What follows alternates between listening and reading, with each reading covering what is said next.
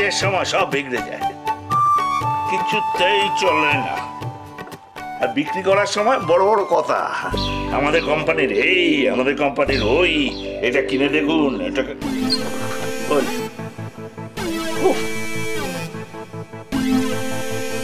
কি হয়েছে দাদু? সকাল সকাল কার উপর এত রাগ? তুমি এসছো, খুব ভালো হয়েছে জানো, খুব ভালো হয়েছে। তুমি একটা কাজ করো, তুমি মনোজকে ডাকো, ও তো সিরিয়ালের সাথে ইনভলভড, ও জানবে। আমার এই গ্রামোফোনটা একদম খারাপ হয়ে গেছে, সিরিয়ালে তো আমি দেখেছি, হ্যাঁ এসব চলে, এটা বিগড়ে গেছে, ও সে ঠিক করে দেবে, ডাকো। বলছি দাদু, ও তো স্ক্রিপ্ট লেখে, ও গ্রামোফোন সারাবে কোথা থেকে? ঠিক আছে, আমি তাও একবার গিয়ে বলছি। বলো না, হয়তো জানবে। যাও যাও যাও।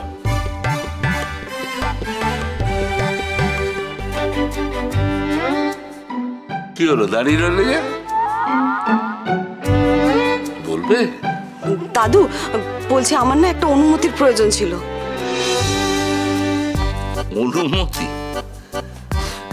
তুমি একটা কথা বলো তো, তোমাদের কোন ব্যাপারে আজকাল আমি অনুমতি দিই না বলো তো?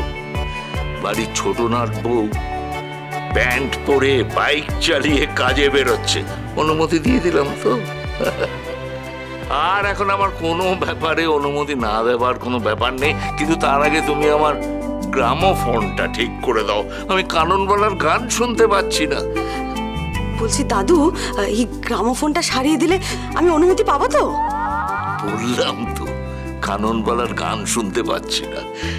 এই সময় যেন একটু গান না শুনতে পেলে না কিচ্ছু ভালো লাগছে না, ওটা বেজে উঠলেই সব হবে। দাদু আমি একবার দেখবো এটা। তুমি দেখো। ওমা, এটা তো পিনটাই নেই, পিনটা দাও, তাহলেই তো তোমার কাননবালা আবার গান গাইবে। পিন নেই? ওই আমার চোখে পড়লো না তো। আরে বাবা, পিনটা তো ভেঙে গেছে। ও, কিন্তু আমার কাছে কোনো এক্সট্রা পিন নেই। দাঁড়াও, বাজার থেকে একটা পিন নিয়ে আসলেই হবে। সেই ভালো, আমি কিছু একটা ব্যবস্থা করছি। বলছি দাদু, তাহলে আমি অনুমতিটা পেলাম তো? আপনি আগে পিন দিন, তারপরে অনুমতি নিন। হ্যাঁ ঠিক আছে দাদু, আমি বিজয়কে এক্ষুনি বলছি, ও বাজার থেকে পিনটা এনে দেবে।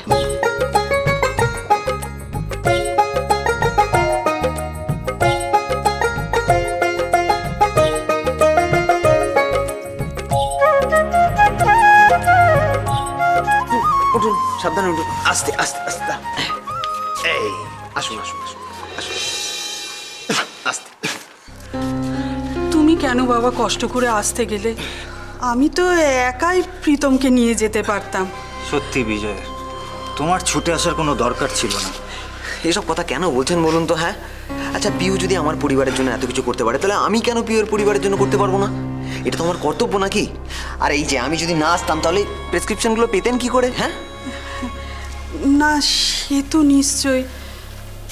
আসলে পিউর কাজ করা নিয়ে তোমাদের পরিবারে অনেক সমস্যার সৃষ্টি হচ্ছে। তুমি মুখে না বললেও আমি কিন্তু আন্দাজ করতে পারি বাবা।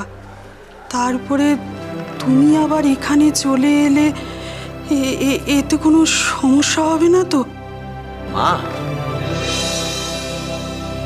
বলছি কি, এসব নিয়ে আপনি কিচ্ছু চিন্তা করবেন না, কেমন?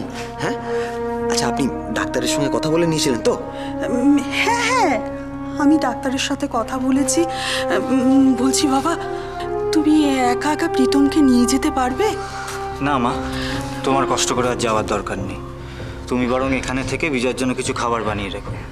বিজয়, রাত্রে এখানে খেয়ে তারপর যেও, শ্বশুরবাড়িতে প্রথমবার এসছো। না, আমি তো সেটা পারবো না। আস্তে, সাবধান সাবধান। আমি বরং অন্য আর একদিন এসে খেয়ে যাবো, বাড়িতে বলে আসিনি তো। সে তো নিশ্চয়ই বাবা, আসবে বই কি। আসলে কি বলো তো, সব কিছু এমন তাড়াহুড়োর মধ্যে হলো যে আমরা কিছুই প্রস্তুতি নিতে পারিনি, তাই সেই কারণে আর কি। মা, আপনি চিন্তা করছেন কেন বলুন তো? আমি অন্য আর একদিন আসবো, পিউকে সঙ্গে করে নিয়ে আসবো। আজ নয় কেমন, আজ বড্ড দেরি হয়ে যাচ্ছে। হ্যাঁ মা, বলছি ডাক্তারের চেম্বারটা কোথায়? এই প্রেসক্রিপশনে লেখা আছে অ্যাড্রেস। বেশ, তাহলে তার কোনো কথাই রইলো না।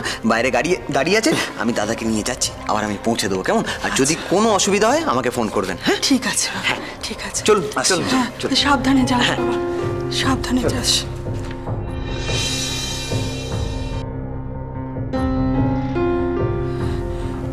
দুগ্গা দুগ্গা।